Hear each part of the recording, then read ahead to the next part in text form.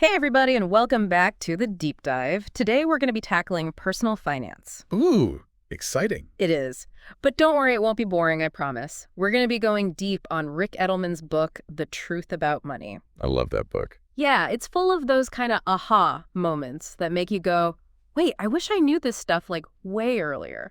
It's so true. Like just having a good grasp of, your own finances, it can really make you feel a lot more in control of your life. Absolutely.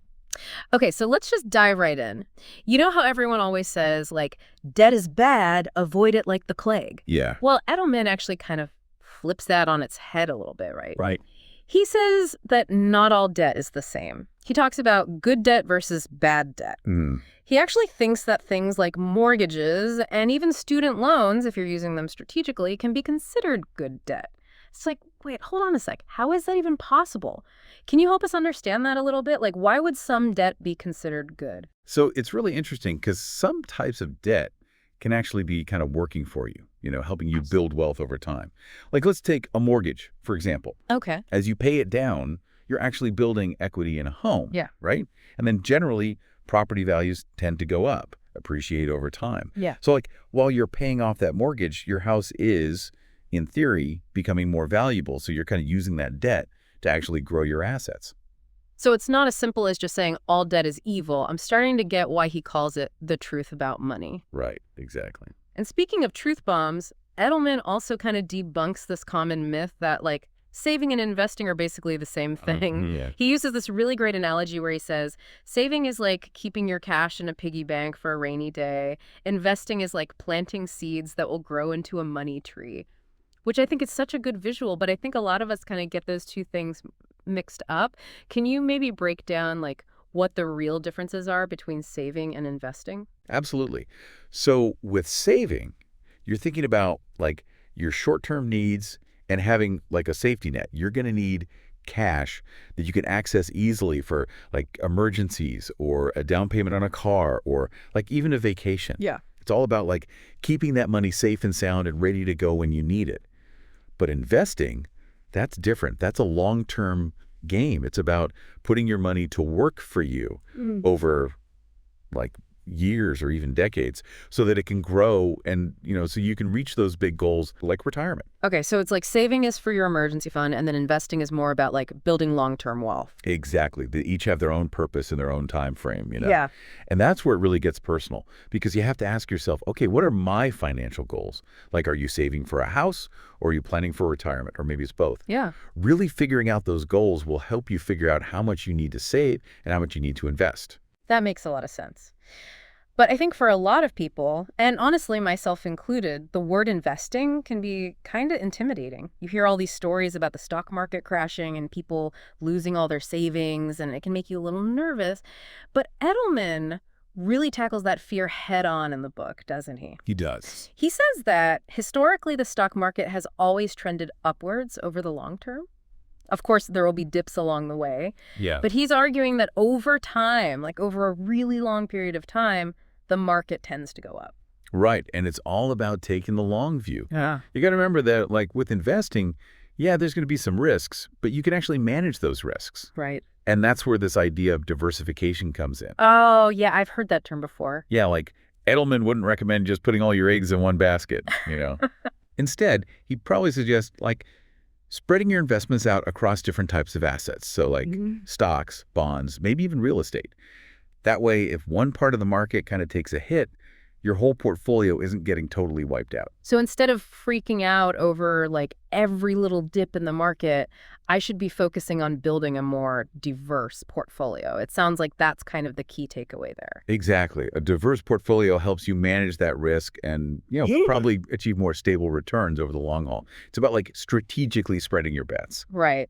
And this kind of reminds me of another thing that really stuck with me from the book, Edelman's emphasis on really making informed decisions. Like, that's the foundation for being successful with money, right? Absolutely. He even shares some like kind of scary stories about people raiding their retirement accounts during, tough times because they don't fully grasp the long-term consequences. Yeah, right. Ouch, that's a big mistake.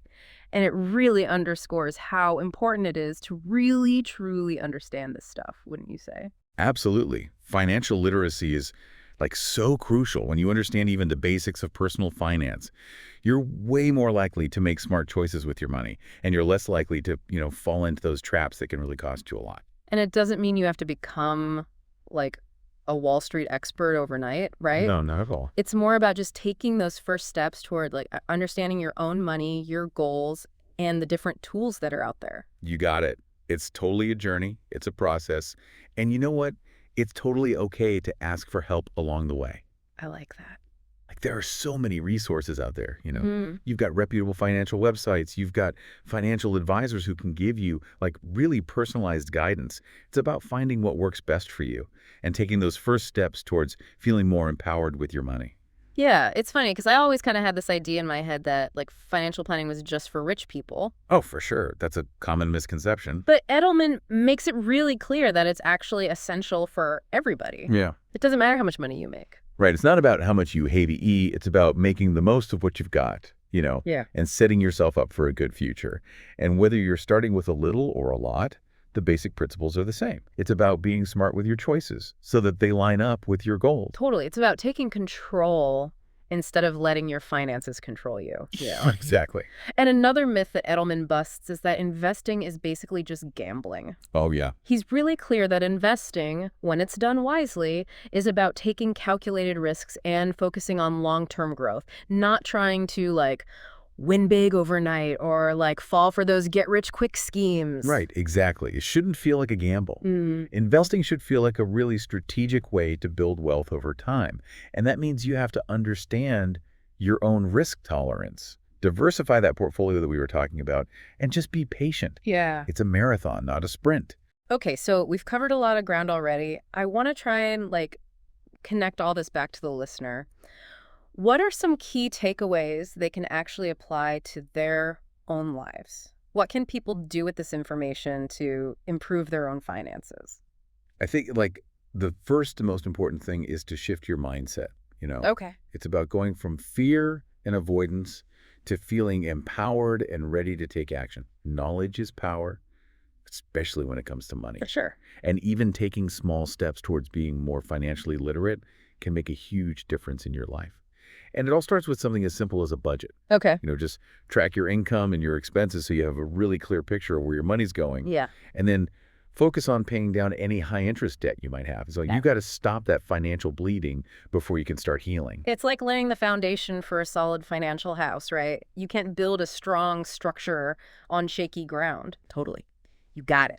Get that budget in place, tackle that high interest debt, and then you can start thinking about those long-term goals. Okay, so those are like steps 1 and 2. Exactly. And once you have a really solid foundation, you can start thinking about, okay, how much can I save and how can I start investing? And, even small, consistent contributions can really add up over time thanks to this amazing thing called compound interest. Yeah. It's like, that visual of a snowball rolling downhill. It might start small, but it just keeps getting bigger and gains momentum as it goes. I love that visual. So even if you're not starting with a lot, those small contributions can really make a difference over time. That's encouraging. Totally. And, remember, it's okay to ask for help along the way. Oh, for sure. There are like so many resources available, like financial advisors who can give you really personalized guidance and can help you create a financial plan that's tailored to your goals. They can help you figure out, what investments make the most sense for you and your risk tolerance. Right. Don't let fear or shame or anything like that hold you back from asking for the help you need. Yeah. Because sometimes it can feel really overwhelming just to know where to even begin, but knowing there are people and resources that can help makes it feel a little bit less daunting. Exactly. It's like having a coach in your corner, someone to cheer you on, make sure you're staying on track. As we're talking about all this, I'm realizing that this is more than just numbers and spreadsheets. Yep. Financial literacy is also about understanding the psychology of money, how our emotions and our beliefs about money can really affect the decisions we make. Yeah, that's so true. Our relationship with money is so personal. And so much of it is tied to how we were raised, Yeah. or the experiences we've had, even our cultural background. So if we're carrying around a lot of negative beliefs about money, like feeling like we don't deserve to be wealthy or associating money with stress and guilt, those beliefs can actually sabotage our financial success. Totally. Even if we're doing all the right things, those limiting beliefs might be holding us back. Absolutely. That's why it's super important to be aware of that money mindset and to really challenge those beliefs that might be holding us back. It's like those limiting beliefs are these like invisible chains preventing us from reaching our full financial potential. Exactly. By becoming aware of those chains and actively working to break free, we can unlock a whole new level of financial freedom and abundance. I love that. You know? Yeah, it's like we're literally reprogramming our financial DNA I love that. to like support our growth and well-being. It's like we're like upgrading our financial operating system. Exactly. So it's not just about those like practical steps. It's about really examining those beliefs and making sure they're not holding us back. It's almost like a whole mindset shift. Totally, yeah. And speaking of mindset shifts, it's important to remember that achieving, financial well-being, it's not always going to be a perfectly smooth ride. Yeah. Like it takes effort, it takes discipline, and sometimes, making tough choices. You mean like we don't have to deprive ourselves of like every little enjoyment to be financially responsible? Exactly, yeah. Like it's all about finding that balance. Yeah. Yeah. It's about making progress, not like striving for some kind of unattainable, perfect ideal. Every step you take towards like, becoming more financially literate, Right. every smart decision you make, Right. it's a win. So it's a journey, not a destination. Exactly. And like there will be bumps along the way. Totally. But as long as we're moving in the right direction, learning and growing, we're on the right track. I couldn't have said it better myself. It's all about developing that growth mindset when it comes to money. Like embrace the learning process. Be patient with yourself and really celebrate those milestones along the way. I think what I really appreciate about Edelman's book is that it doesn't feel all like doom and gloom and scary. Right. Like it actually makes you feel hopeful. Like there's a possibility here. Yeah. It shows you that like no matter where you are in your financial journey, like you have the power to take control and create a better future for yourself. Absolutely. Like financial well-being is something that's within everyone's reach. And it really does start with like that first step towards, financial literacy. And it's never too late to start. So to our listeners out there, if you haven't already, I highly recommend checking out The Truth About Money. Yeah, great book. It's really packed with like practical advice and even like kind of inspiring stories that, will hopefully empower you to take charge of your finances. And, remember, you don't have to do this alone. Right. Like there are resources, there are people who can, guide you and support you on this journey. Don't be afraid to reach out for help. Okay, so we're getting close to the end of our deep dive today. Yeah. But before we wrap things up, I want to leave you with one final kind of thought-provoking question to think about. Ooh, okay. If you could go back in time and give your younger self one piece of financial advice, what would it be? Ooh, that's a good one. I think I would tell my younger self to start investing early, even if it's just a little bit. Okay. The power of compound interest over time is like seriously amazing. Yeah. And the sooner you start, the more you benefit from it. It's like, that saying, the best time to plant a tree was 20 years ago, but the second best time is today. I love that. So plant that financial tree today, even if it's just a little sapling. Yes. And what else would you tell your younger self? Any other like golden nuggets of wisdom? I would also probably really emphasize like the importance of investing in yourself, like your education, your skills, your own personal growth. Those are investments that are going to keep paying off throughout your entire life, both financially and depersonally. So true. Invest in yourself. Invest in your future. Exactly. Such wise words. All right, folks, that wraps up our deep dive into the world of personal finance. We hope you've learned some valuable stuff today and feel like inspired to take control of your financial journey. Yes. Remember, knowledge is power. And the more you know about money, the more power you have to create a life of like, financial freedom and abundance. Until next time, keep those brains buzzing. Yeah. And keep seeking knowledge. And remember, the journey to, feeling good about your finances, it all starts with a single step. So what are you waiting for? Take that step today. We'll see you on our next deep dive adventure.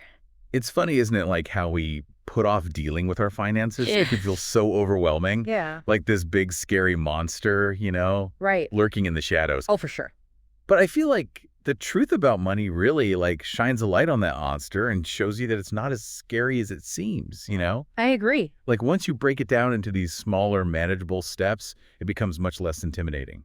I think, yeah, we kind of create these like mental roadblocks around money, fear, shame, just like not wanting to deal with it, Yeah. avoidance. Totally. But like Edelman's book really helps you like break those roadblocks down and like take control. And that's what I love about this deep dive, It's not just about like understanding financial concepts. It's about like shifting our mindset and realizing that we actually have the power to like make positive changes in our own lives financially. Totally. It's about like taking ownership, right, of your own financial well-being. Yeah. And realizing that like it's not about luck. It's not about circumstances. It's It's about the choices you make, Absolutely. and taking action. So to our amazing listeners out there, Yeah. I hope this deep dive has kind of sparked some curiosity and like maybe given you some actionable stuff that you can apply to your own financial journey. And, remember, you don't have to do this alone. Yeah, for sure. Like, there are resources available, people who can, like, literally guide you, support you. Yeah. If you're feeling, like, lost or confused or overwhelmed, Right. reach out to a financial advisor. Yeah. Like, think of it as a personal trainer for your money. Totally. They'll help you create a plan, stay motivated, and really hit those goals. And if you're eager to like explore these concepts even further, Yeah. we, of course, highly recommend checking out The Truth About Money by Ric Edelman. Yes, such a good book. It's like full of wisdom and practical advice that can really like, I don't know, it can change your relationship with money. Absolutely. Yeah. It's a book you'll want to come back to again and again as you like move through your financial journey. I like that. Yeah. Think of it as like your money companion, a guide to help you navigate all the crazy stuff about money with confidence Yeah, for sure. and clarity. Well, folks, that brings us to the end of our deep dive into the truth about money. Sad to see it go. I know. Hopefully you've enjoyed it. Yeah. And feel inspired to take charge of your financial future. Remember, like, financial well-being is a journey. Yes. It's not a destination, right? Yeah. So enjoy the process, celebrate those wins, For sure. and never stop learning. Until next time, keep those brains buzzing Yeah. and keep seeking knowledge. We'll see you on our next deep dive adventure.